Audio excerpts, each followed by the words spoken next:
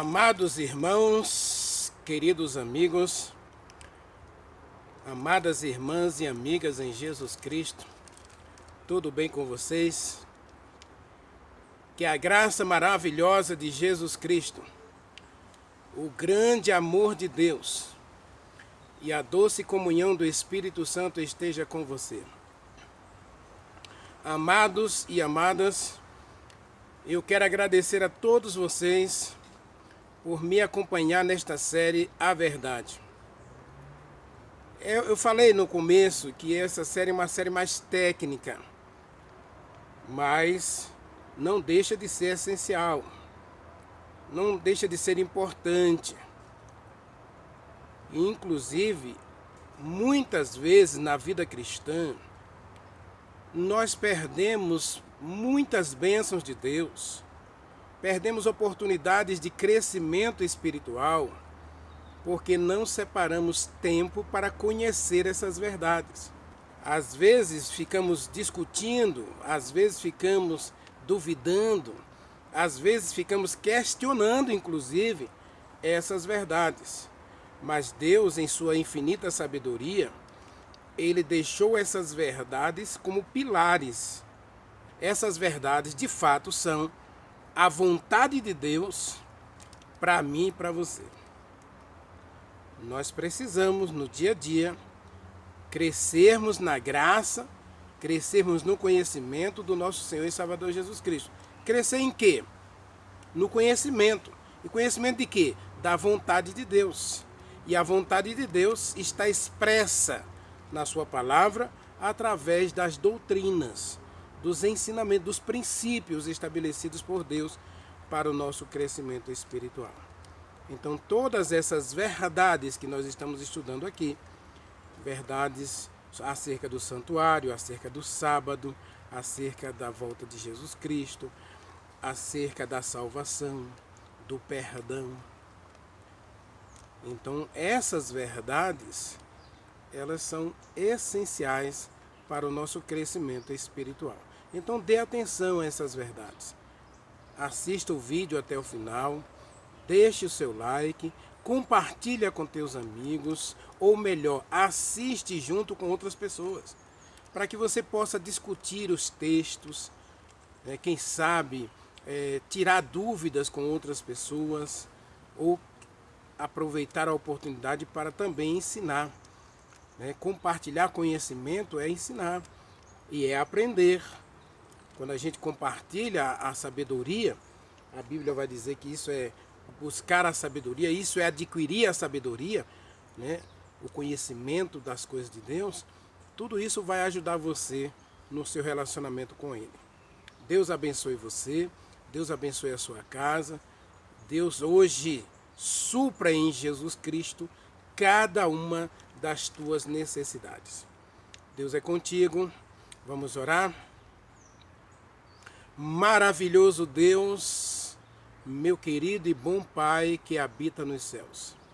Mas como diz o livro de Isaías, capítulo 57, verso 17, o Senhor tem prazer também em estar com cada um dos teus filhos e filhas que se humilham, que se entristecem, mas que se entregam diariamente ao Senhor através da comunhão pessoal diante de Ti.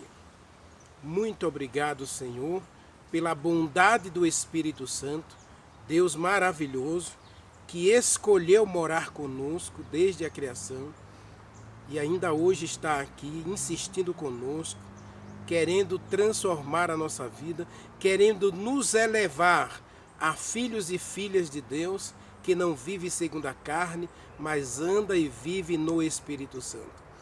Então, Pai, no Espírito Santo, queremos hoje ser abençoados por Ti. Queremos, ó Deus, que as janelas dos céus se abram para derramar sobre todos nós que assistimos a esta mensagem bênçãos necessárias, aquilo que nós realmente precisamos, Pai. Nós não Te pedimos o que nós não precisamos, mas Te pedimos o que realmente precisamos, necessitamos. Talvez, ó Deus, a nossa vontade não é soberana, mas e algumas vezes essa vontade é a vontade sincera de ser honrado por Ti, de ser exaltado por Ti. Portanto, meu Deus, não se faça a nossa vontade, mas a Tua vontade, mas manifesta também a Tua bondade, meu Deus. E como disse Salomão, que hoje o Senhor olhe para a gente e atenda às nossas orações.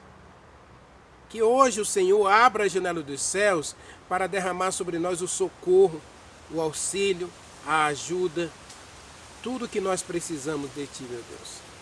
Fala conosco agora, queremos ouvir a Tua voz. Sare as nossas doenças, cure as nossas enfermidades, visite os nossos amigos que estão encarcerados, quem sabe pela doença física, pelas doenças socioemocionais, pelas doenças psíquicas. Meu Deus, liberta teus filhos e filhas que vivem acorrentados pelo medo, pelas incertezas, pelas dúvidas, pelos questionamentos e muitas vezes até pela rebelião. Traz de volta teus filhos desgarrados, os pródigos, Senhor, que um dia estiveram diante do Senhor e que hoje andam distantes em busca dos prazeres, gastando o seu pão, gastando sua água naquilo que não satisfaz. Meu Deus, liberta teus filhos, traz de volta os desgarrados. Dá-nos a tua bênção, meu Deus. Visita esse lar que está se formando, visita esse casal que está atravessando por problemas de luta, de conflitos interpessoais. Que a mão do Senhor dê vitória a esta casa. Que o Senhor dê vitória a cada um de nós. E agora, Pai, fala conosco. Ajude-nos no silêncio deste momento a ouvir a Tua voz através do Espírito Santo no estudo da Tua palavra. Nós te agradecemos, nós te exaltamos, nós te pedimos no doce nome de Jesus Cristo. Amém. Amados, Jesus Cristo deu uma ordem para os discípulos. Abra sua Bíblia em Mateus, capítulo 28, Mateus 28, a partir do versículo 18. Jesus vai dizer o seguinte: Jesus Cristo disse para os discípulos: toda a autoridade me foi dada no céu e na terra. Aproximando-se, Jesus Cristo falou aos discípulos, dizendo: toda a autoridade me foi dada no céu e na terra. Portanto, vão, ide, façam discípulos de todas as nações, batizando-os em nome do Pai, em nome do Filho e em nome do Espírito Santo, ensinando-os a guardar todas as coisas. E eis que estarei com vocês todos os dias, até a consumação dos séculos. Meu querido, minha querida, observe que Jesus Cristo, ao sair do túmulo, antes de subir ao céu, ele vai atribuir aos seus filhos, aos discípulos, aos apóstolos. Nessa reunião aqui, Paulo vai dizer em 1 Coríntios, capítulo 15, que Jesus Cristo estava reunido com cerca de 500 pessoas. E agora Jesus Cristo olha para essas 500 pessoas, suas testemunhas vivas neste mundo, aqueles que andaram com Ele, comeram com Ele, assistiram suas mensagens, ouviram seus sermões, foram abençoados, curados, transformados. Agora Jesus Cristo diz para eles: uma vez que eu alcancei vocês, uma vez que eu dei a vocês o conhecimento de toda a vontade de Deus, agora cabe a vocês uma responsabilidade. Jesus Cristo tem autoridade. E agora Ele quer compartilhar essa autoridade. Durante 3 anos e meio, Jesus Cristo ficou com os discípulos numa escola. Essa escola não era um prédio fixo, mas à beira da praia, na montanha, no templo, no pátio do templo, nas ruas de Jerusalém, nas ruas de Cafarnaum, na beira-mar, no mar da Galileia.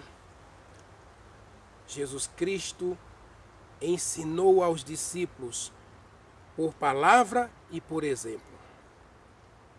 A vida cristã, ela se torna um modelo. Primeiro, eu bebo do verdadeiro modelo que é Jesus Cristo. Ele, em todas as coisas, me deu exemplo. Exemplo de altruísmo, de alegria, acima de tudo, de Jesus Cristo está escrito, Mateus capítulo 4, leia comigo, Mateus capítulo 4, verso 23, dele está escrito, verso 23, e percorria Jesus Cristo toda a Galileia, anunciando nas sinagogas, pregando o evangelho do reino, curando os doentes, toda sorte de doenças e enfermidades entre o povo. Jesus Cristo agora, ungido pelo Espírito Santo, Mateus capítulo 3, verso 13 a 17, Jesus Cristo batizado, ungido pelo Espírito Santo, ele se consagrou a pregar, a anunciar o reino de Deus. E uma vez que ele fez discípulos, ele vai dar a mesma responsabilidade aos apóstolos e discípulos. Cerca de 500 pessoas ouvem de Jesus Cristo esta ordem, este mandamento. Que mandamento é este, Renivaldo? Ide por todo o mundo para fazer novos discípulos. Vão a todas as partes da terra e façam novos discípulos. Jesus Cristo chama um povo para trabalhar. O evangelho que salva você para ser útil, para ser uma bênção, para ser um instrumento nas mãos de Deus para salvar outros. Eu preciso me manter salvo. E como é que eu me mantenho salvo? Trabalhando pela salvação de outros. Existe até uma história, eu li recentemente essa história em um dos livros do Espírito de Profecia, o livro Serviço Cristão, em que dois homens caminhavam numa estrada e essa estrada estava coberta de gelo. Tudo à volta deles estava coberto de gelo e eles tinham um alvo, chegaram a uma cabana. E de repente um dos homens se sentiu enfraquecido, já estava tendo hipotermia. E agora? O outro poderia, não, vou deixar ele aí e vou sozinho, porque não dá para ir nós dois. Ou eu salvo ele, ou morremos nós dois. Ou eu me salvo também sozinho, ou acabamos morrendo os dois. Mas aquele homem, ao contrário do pensamento egoísta moderno, né? Cada um por si mesmo, cada um dará conta de si mesmo, essa salvação individual que muita gente hoje prega, não é? Aquele homem resolveu colocar o seu amigo no ombro e levá-lo para a cabana. E conta o relato do livro Serviço Cristão, que enquanto aquele homem carregava o outro, além dele fazer um peso maior para que aquecia o seu corpo, o seu corpo, agora com o movimento, o andar, também aquecia aquele que estava no seu ombro, e os dois chegaram salvos na cabana. Enquanto ele tentava salvar o seu amigo, ele mesmo foi salvo da hipotermia e também do frio congelante. Jesus Cristo diz para os discípulos: toda a autoridade me foi dada no céu e na terra. Agora Jesus Cristo transmite essa autoridade. Jesus Cristo veio buscar, Jesus Cristo veio salvar os perdidos e agora ele comissiona, ele dá um mandamento, uma comissão, uma ordem para os discípulos. A ordem é sair do comodismo, sair da mesmice, de uma religião presa ou institucionalizada, para alcançar aqueles que estão nos becos e valados. Vão para todo mundo, vão por todo mundo e anuncie o Evangelho. Mateus capítulo 24, versículo 14. O Evangelho do reino será pregado a todo mundo, a cada nação, a cada tribo, a cada língua, a cada povo. A salvação deve ser estendida para todos. Jesus Cristo morreu por todos. E agora, de quem é a responsabilidade da transmissão da mensagem? A responsabilidade é dos discípulos de Jesus Cristo. Ou seja, é minha responsabilidade, é sua responsabilidade receber a salvação em Jesus Cristo. E uma vez que você e eu recebemos a salvação em Jesus Cristo, nós devemos agora sair para pregar, para dizer a outros que Jesus Cristo ainda está com a porta aberta, salvando pecadores. Fazer discípulos era a ordem de Jesus Cristo. E uma vez que esses discípulos fossem conquistados para Jesus Cristo, eles deviam passar por um ritual, diz o texto aí. Verso 20 diz assim: ensinando-os a guardar todas as coisas que vos tenho ordenado. E depois de ensiná-los, eles deveriam ser batizados em nome do Pai, do Filho e do Espírito Santo. Algumas pessoas aqui, eles trocam a ordem. Primeiro ensinar, depois batizar. Mas a ordem de Jesus Cristo aqui foi: primeiro, batize para fazer discípulo. O batismo era a porta de entrada para o discipulado.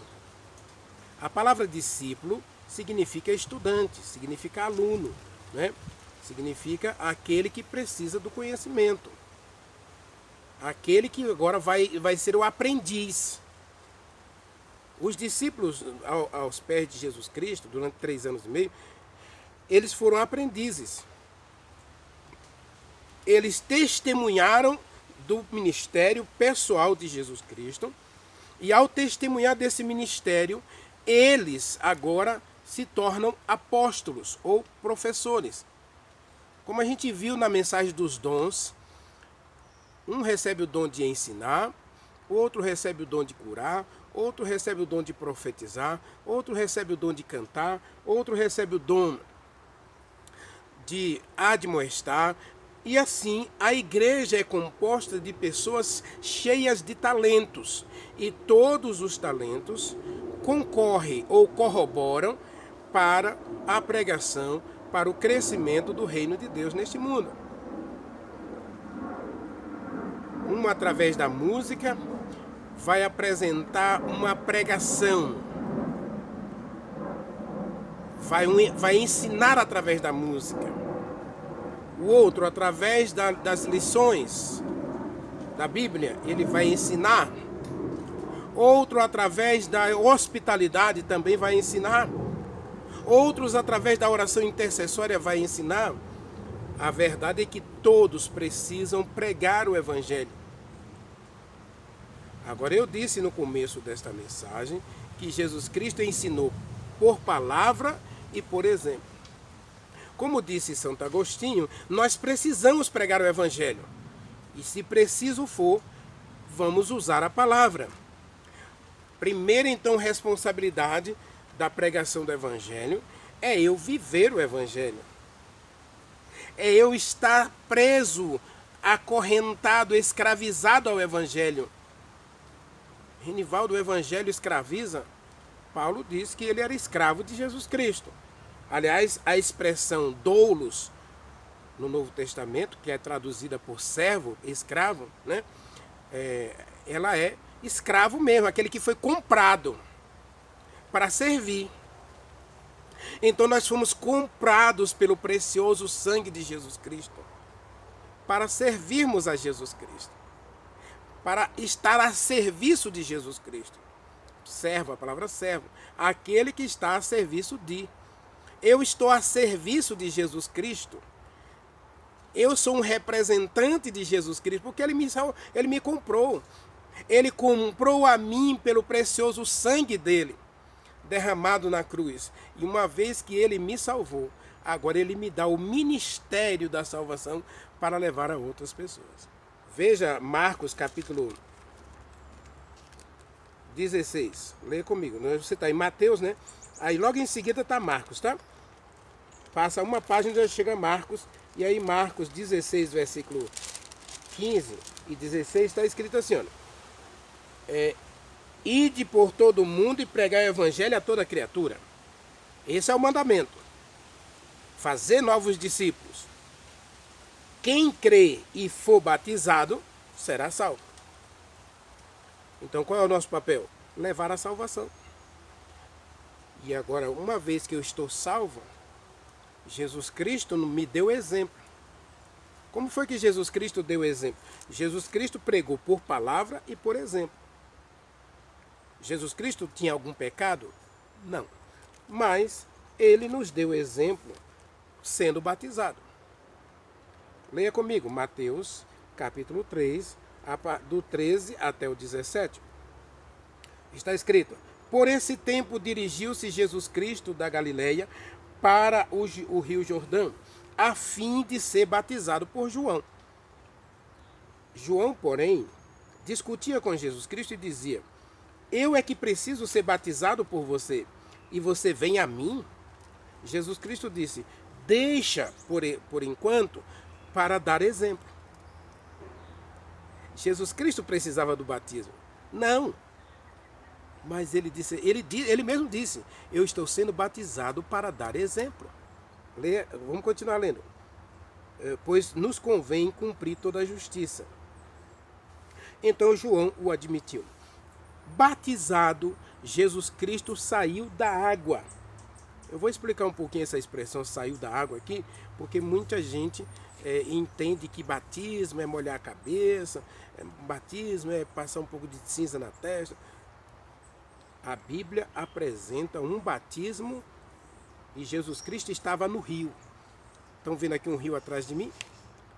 Jesus Cristo foi batizado no Rio Jordão.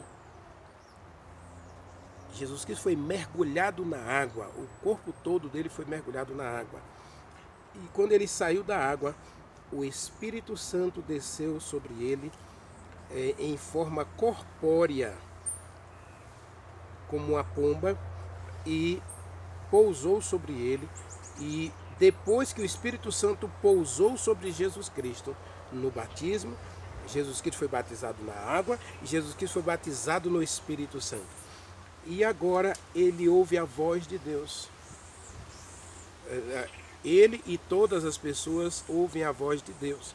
Aqui nós temos a Trindade unidas, né? As três atuando. Jesus Cristo, o Filho, né? O Deus homem, que veio para morrer por nós. O Pai falando através da nuvem, né?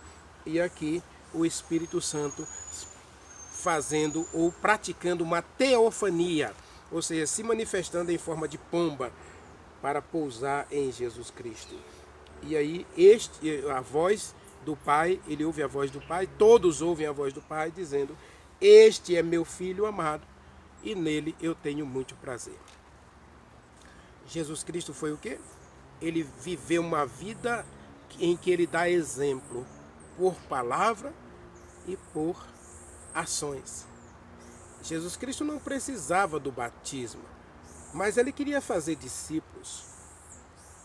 E para fazer discípulos, ele dá o exemplo. Ele é batizado por João Batista e logo em seguida ele passa 40 dias no deserto orando, se consagrando a Deus.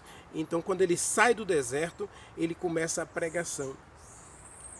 Aí nós vamos encontrar o Sermão do Monte, Mateus capítulo 5. Nós vamos encontrar o sermão profético de Mateus capítulo 24. E nós vamos encontrar as parábolas. E dentro dos 4 evangelhos, nós vamos encontrar Jesus Cristo operando 33 milagres. Tudo isso Jesus Cristo fez para dar exemplo. O exemplo de que o discípulo precisa aprender do seu mestre para também ser um servo leal, um servo útil para a causa do evangelho. E o passo inicial do discipulado é o batismo. Jesus Cristo, ele dá o passo inicial aqui. Ele é batizado, ele vai para o deserto e depois ele começa a pregar o evangelho. Marcos capítulo 1, versículo 15, você pode encontrar justamente essa sequência, a mesma ordem. Jesus Cristo primeiro se batiza e na sequência ele começa a pregar o evangelho. Marcos capítulo 1, versículo 15, está escrito, verso 14, depois de João ter sido preso, foi Jesus Cristo para Galileia pregando o evangelho e dizendo: o tempo está cumprido, o reino de Deus está próximo, arrependei-vos e creiam no evangelho. Então Jesus Cristo sai pregando. Depois de batizado, ele agora vai pregar. Ele sai para anunciar o evangelho. Então o batismo é a porta de entrada para o discipulado. Ninguém batiza esperando ficar sentado que Jesus Cristo venha e leve para o céu. O batismo é a matrícula na escola do discipulado.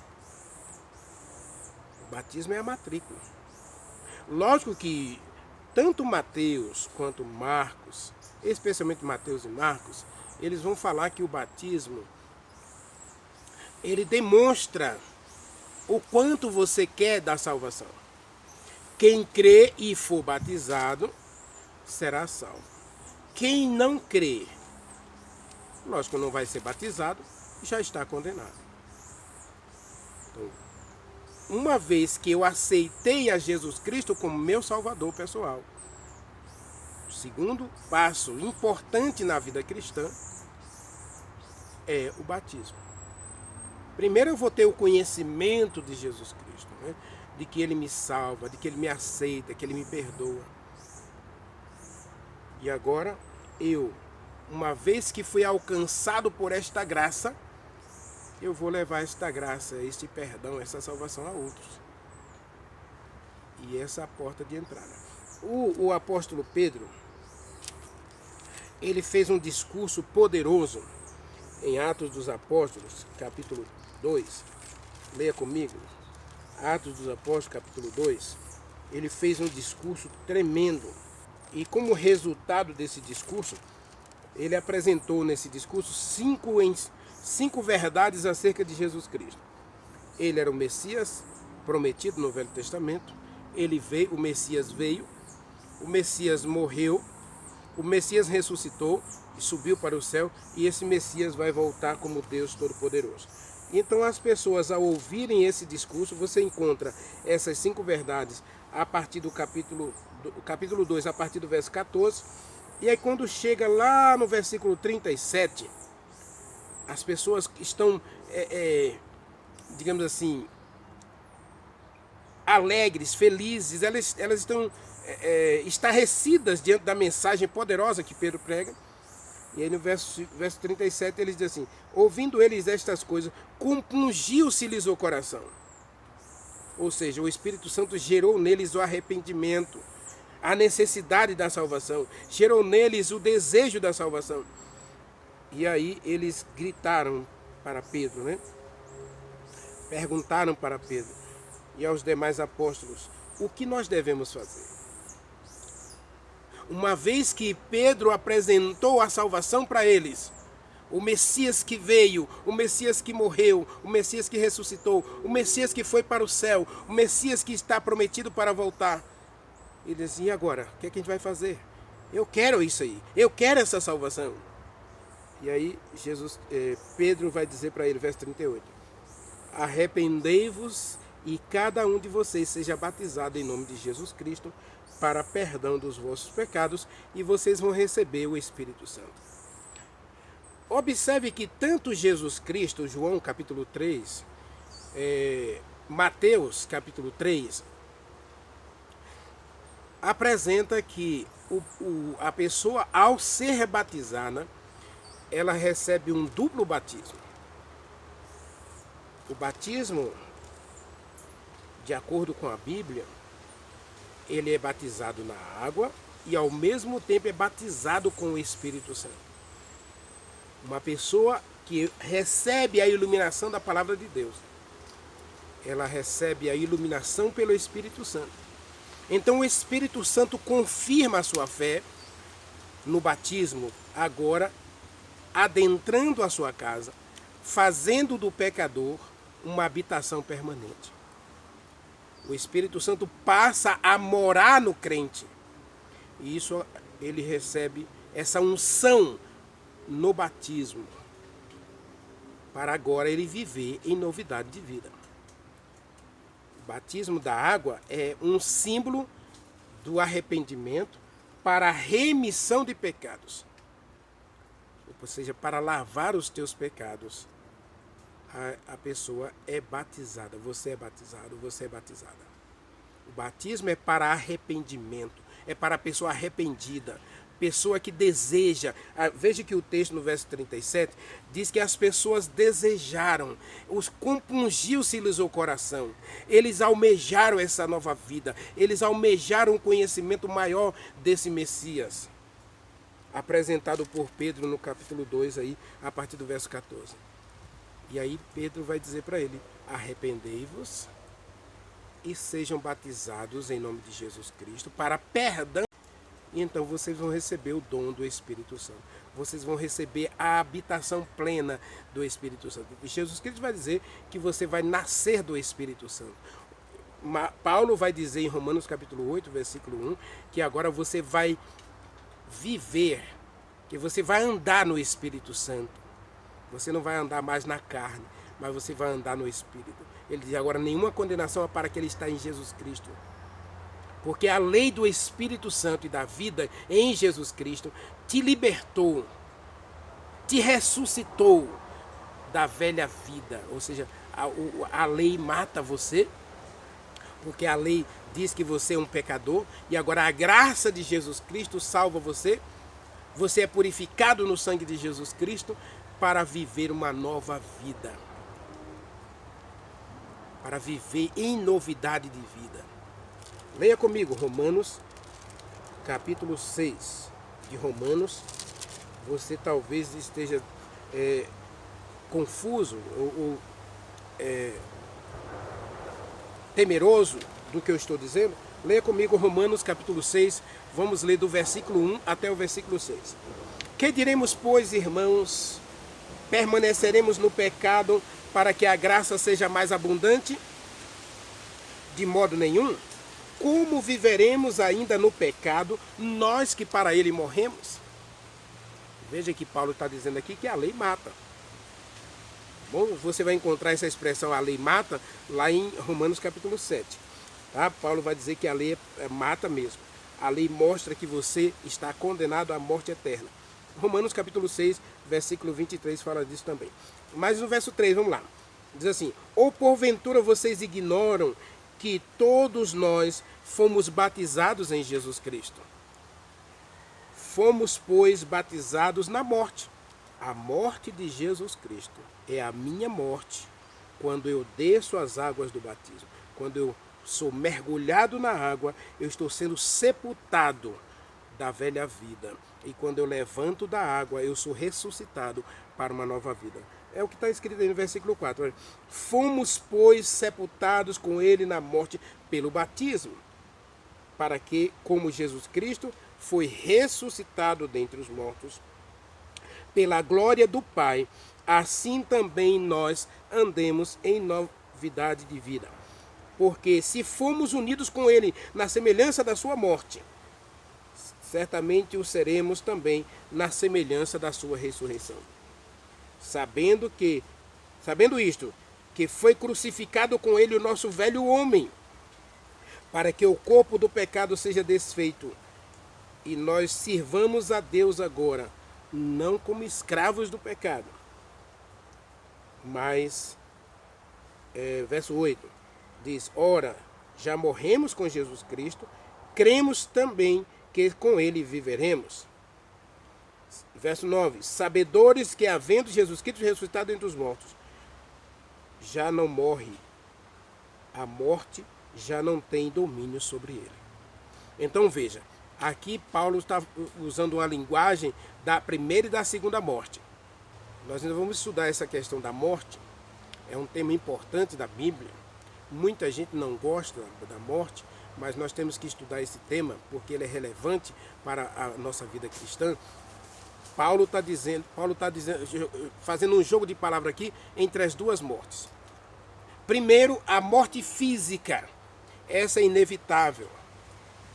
Agora, Paulo diz que uma vez que eu aceitei a Jesus Cristo, eu vou ser batizado. E ao ser batizado, ao entrar na água, eu sou sepultado.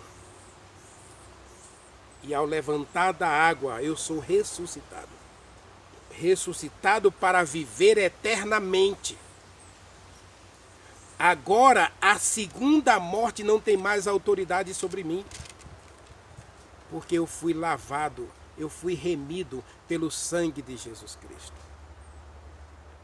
Eu não tenho mais uma vida de pecado. Eu tenho agora uma vida em Jesus Cristo. Eu não vivo mais para servir à carne e ao pecado, eu vivo para servir a Jesus Cristo.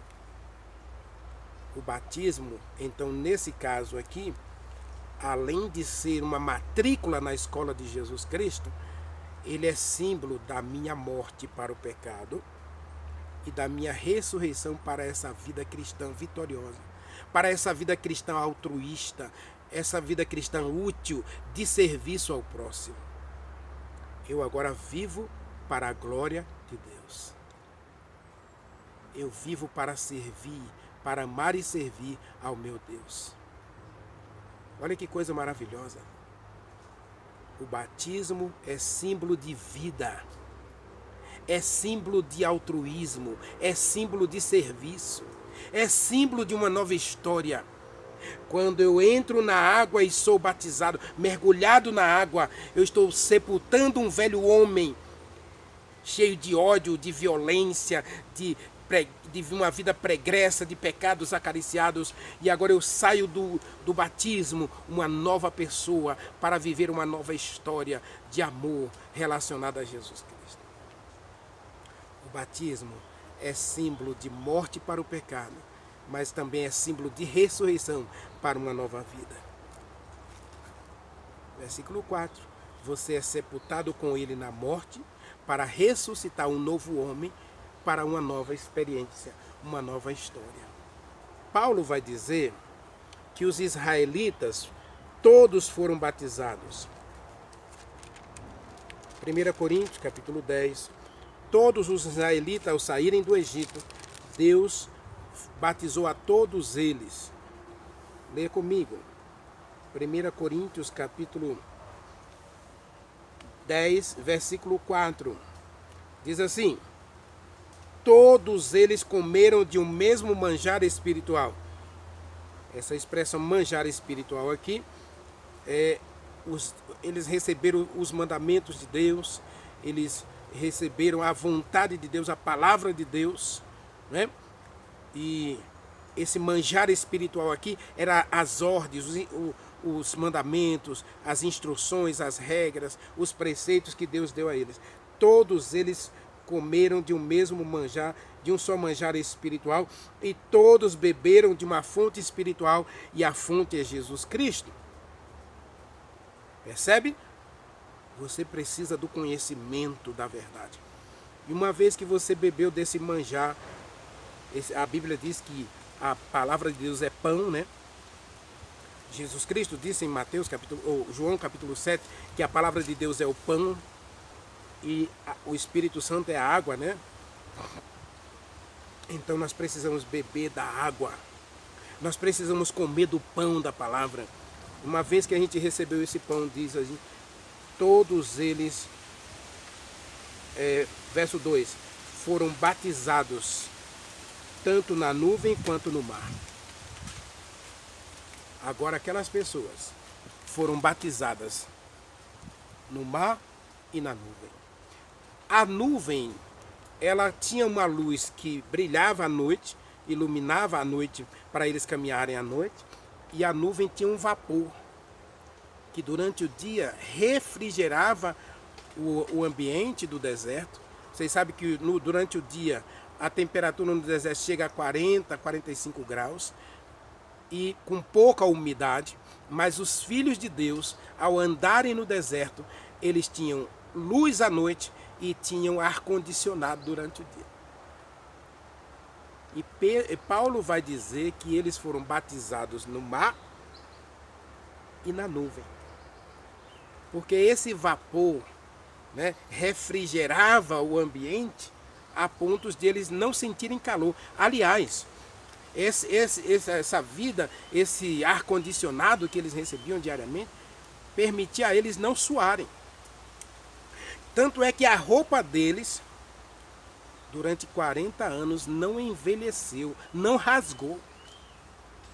Olha que coisa maravilhosa, que Deus eterno, bondoso, capaz de refrigerar o ar para que eles andassem e não se cansassem e não suassem e as suas roupas não envelhecessem, não rasgassem. Então, Paulo vai usar esse ar-condicionado, esse vapor da nuvem, para dizer que eles foram batizados nessa nuvem. E o povo de Israel saiu do Egito para quê? Para receber a lei de Deus, para viver as verdades de Deus e entrarem e possuírem a terra de Canaã como morada para sempre. Assim o povo de Deus, nesses dias, ao serem batizados, também vão ter a caminhada pelo deserto deste mundo, mas breve Jesus Cristo voltará. E agora, aqueles que forem batizados em Jesus Cristo, que viveram essa nova vida, que pregaram o Evangelho com a sua vida, com o seu exemplo, com as suas palavras também, esses aí receberão de Jesus Cristo a herança da Canaã celestial. A nova Jerusalém que vai descer do céu para todos aqueles. Então, Marcos vai dizer, quem crê e for batizado será salvo. Veja que a expressão é será, ele coloca para o futuro. Embora 1 João capítulo 5, versículo 12 diz que quem tem Jesus Cristo já está salvo. Agora eu preciso permanecer salvo para que a salvação se concretize na vinda de Jesus Cristo, ou ela finalize na glorificação. Eu e você precisamos nos preparar para essa vida gloriosa. E o passo inicial é o batismo. Se você frequenta uma igreja e você ainda precisa conhecer os ensinos da palavra de Deus, não perca tempo, peça ajuda, peça alguém para ensinar as verdades da Bíblia para você. E uma vez que você adquiriu todo o conhecimento da vontade de Deus para a sua vida, agora é hora de você ser batizado, ser batizada, para que você se torne um discípulo de Jesus Cristo, para fazer outros discípulos. É discípulos gerando discípulos. Então eu e você temos a responsabilidade de primeiro aceitar a Jesus Cristo, conhecê-lo, amá-lo, para depois servi-lo. A gente não pode amar quem não conhece. Então procure conhecer a Jesus Cristo, amar a Jesus Cristo, e amar significa obedecer a sua palavra. E uma vez que você adquiriu esse conhecimento da salvação, agora você precisa ser batizado para receber a autoridade dada por Jesus Cristo e pelo Espírito Santo para você se tornar um discípulo de Jesus Cristo, multiplicador de bênçãos. instrumento nas mãos de Deus, servo de Deus, escravo de Jesus Cristo para a salvação de outros. Quer você hoje, você que já foi batizado, você quer hoje confirmar a sua aliança com Deus no desejo de salvar outras pessoas. E você que ainda não é batizado, deseja você procurar conhecer mais desse Deus e tomar essa importante decisão rumo à escola de Jesus Cristo, à escola do discipulado, mas acima de tudo a escola maravilhosa da Canaã. Quer você ser batizado na água e na nuvem? Aqui nós podemos ilustrar que eles foram batizados no mar e no Espírito Santo, não é? Deus ele quer que você viva uma vida cristã altruísta e vitoriosa, então você precisa ser um batizado no Espírito Santo, e para ser batizado no Espírito Santo você precisa ser batizado na água. Que Deus abençoe você, e que se você ainda não tomou essa importante decisão, não importa o tempo que leve, procure conhecer mais os passos necessários para você tomar essa importante decisão na sua vida. Deus é contigo. Ore. Maravilhoso Deus, meu Pai, Criador dos céus e da terra. Como a tua palavra é maravilhosa, Senhor, porque Jesus Cristo veio e em todas as coisas Ele nos deu exemplo, até mesmo no batismo. E Ele espera que todos nós sejamos batizados na água, sejamos batizados no Espírito Santo para uma vida de utilidade, uma vida de serviço. Torna-nos hoje, Pai, teus discípulos. Ajude-nos a ser discípulos do Senhor, trabalhando para a elevação e crescimento do Teu reino neste mundo. Dá-nos a alegria, Pai, de recebermos diariamente o Espírito Santo em nosso coração, em nossa vida, para que possamos viver uma vida útil de altruísmo e de serviço ao próximo. Nós adoramos o Senhor e te agradecemos no doce nome de Jesus Cristo. Amém.